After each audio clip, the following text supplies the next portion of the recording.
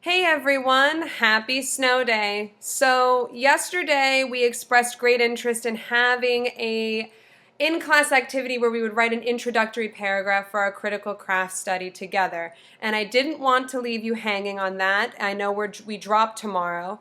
So I figured I would try to put this together for you. This is my first time doing this, so bear with me. So there's a couple of things that I have open here that you're going to want to have open to make sure that you are writing a sufficient introductory paragraph for your critical craft study. The first is you should pull up that proposal brainstorming activity that you did for your proposal, because what you've done here is you've already laid out all the important things for your key idea. So it's just good to have it open to use as a reference. And then the other thing that I have open is, of course, the outline we put together. And we're going to work from this outline to write our introductory paragraph. So, like I always say in class, go piece by piece.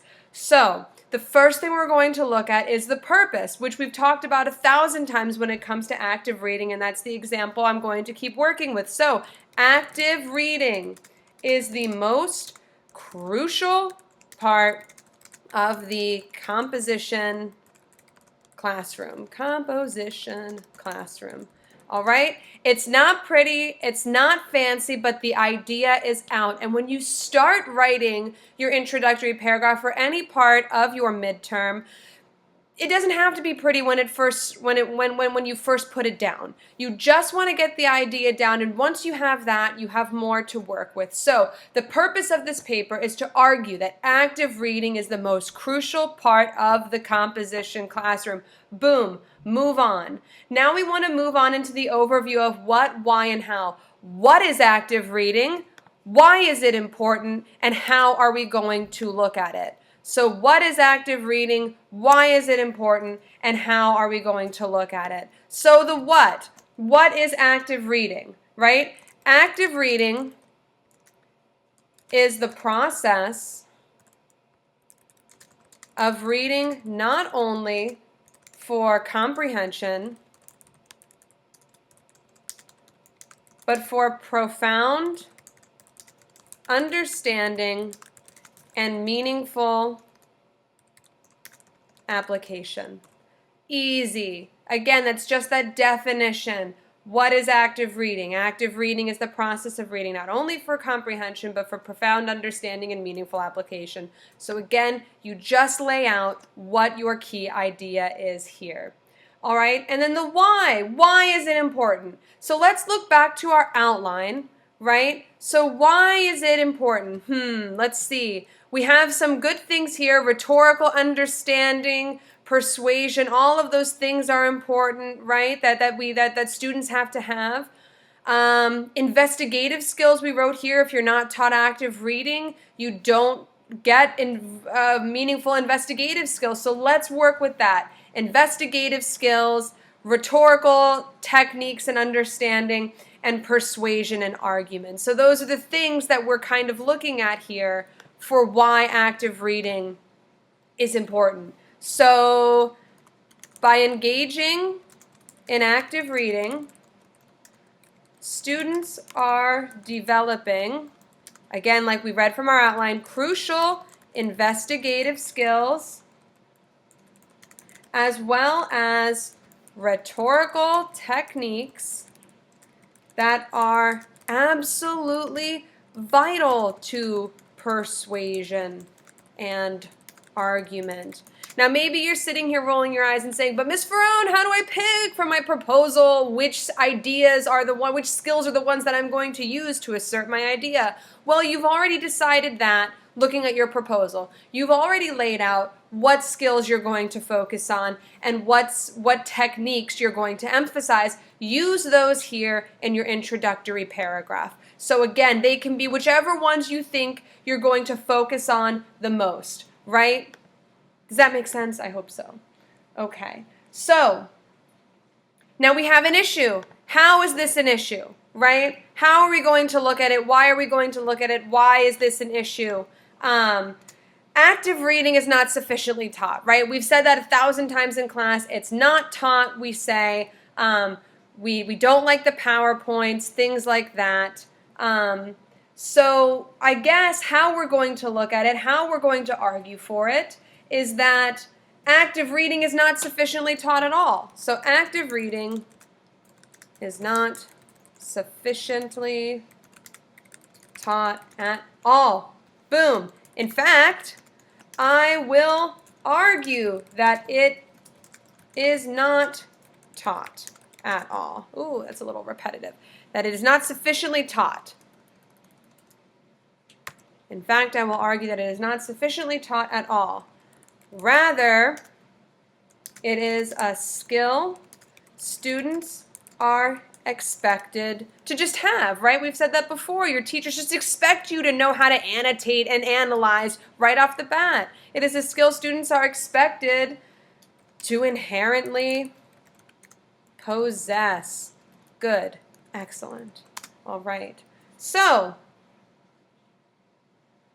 how else are we going to look at it? If we have the what, we have the why, we have the how. I want to put a little bit more detail here. And again, you could stop here if you wanted to, but I want to talk about what we're going to lack if we don't have active reading, because I want to build up my intro paragraph and make sure that I'm going over all of my major points. So what we put in here that we're lacking if active reading is not taught is we have some poor investigative skills, again, like we already talked about, short-term rotary memory, and lack of critical thinking. Maybe that's what I would focus on in my essay, so let's work with that.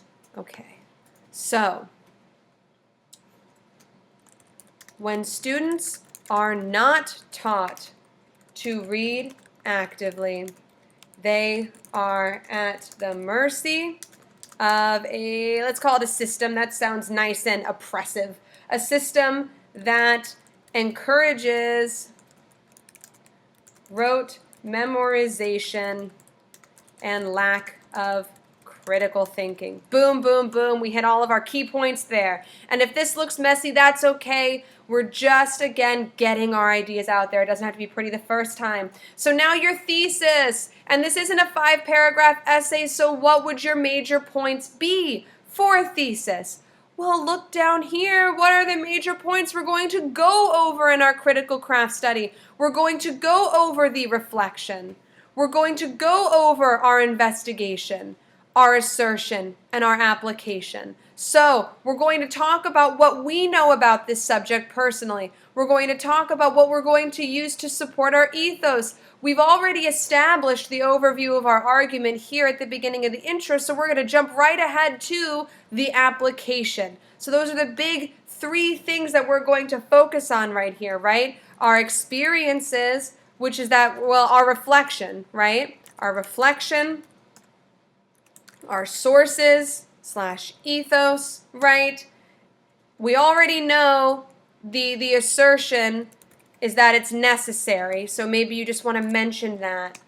And then again, we have that application, all right? So those are the things that we want to cover in that thesis statement because, again, it's a roadmap. You want to hit all of those major points, which happen to be all of those big subheadings that you're going to use to guide your paper. So, by reflecting on my own experiences as a contemporary, because that's important, right? Contemporary student of composition, as well as the leading studies and scholarly opinions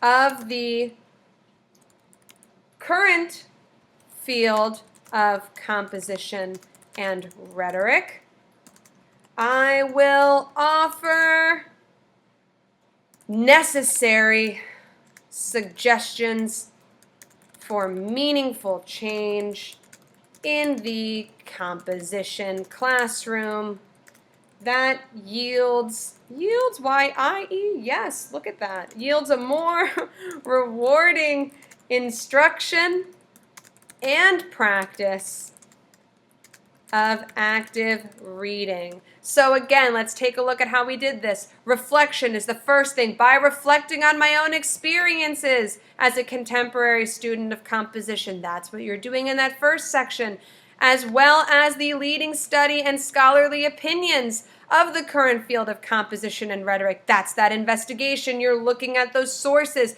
They're contemporary, they're relevant, they're leading, they're authority. They build that ethos. That's right here, that second point.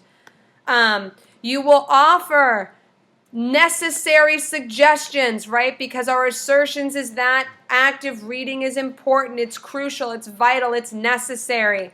And here again, we have that application, which is that meaningful change in the composition classroom that yields a more rewarding instruction and practice of active reading. And that means that right here for that that application, we've hit the change that needs to be done in the classroom and the change the students have to do. So it's that instruction and practice of active reading. So now you just come through here and delete all of this stuff, all of this excess stuff, right? We've just written it sentence by sentence. Let's take a look at what we've got, right? Again, guys, it's so important. Just go piece by piece, and it doesn't have to be pretty the first time around. You just want to get your idea out there, and then you can revise. Look at that meaty introductory paragraph. So let's take a look. Active reading is the most crucial part of the composition classroom. Active reading is the process of reading not only for comprehension, but for profound understanding and meaningful application. By engaging in active reading, students are developing crucial investigative skills as well as rhetorical techniques that are absolutely vital to persuasion and argument. Active reading is not sufficiently taught. In fact, I will argue that it is not taught at all. Rather, it is a skill that students are expected to inherently possess. When students are not taught to read actively, they are at the mercy of a system that encourages rote memorization and lack of critical thinking. By reflecting on my own experiences as a contemporary student of composition, as well as the leading studies and scholarly opinions of the current field of composition and rhetoric, I will offer necessary suggestions for meaningful change in the composition classroom that yields a more rewarding instruction and practice of active reading. Oh, that's beautiful, right, Mike? Beautiful. Beautiful. There we go. We hit all of the good stuff here. Again, right from the beginning, we have our purpose. We have what active reading is, why it is important, how we are going to argue that it is important, and then that thesis statement that ties it all together and gives us an overview of those big, crucial parts of our critical craft study. So hopefully this is helpful. You do have your full draft due on Monday. Do your best. Do not stress. Send me an email if you have any major questions. But guys, remember, this is your first time doing this. Do the best that you can. It's not going to come out perfectly the first time. Get the idea down. Take a break. Come back to it, read it out loud, and then revise. Don't write for a finished product. Write for the idea and then revise down. So hopefully this was helpful. I hope you guys enjoy the rest of your snow day. Don't spend all day doing schoolwork. Take care of yourselves. And since I won't see you tomorrow in class, I hope everybody has a great weekend leading up to Thanksgiving break next week. And if you're one of the people that will not be here next week because you're going to be on a holiday, I miss you. Enjoy. Have safe travels. Yeah. All right. Bye, guys.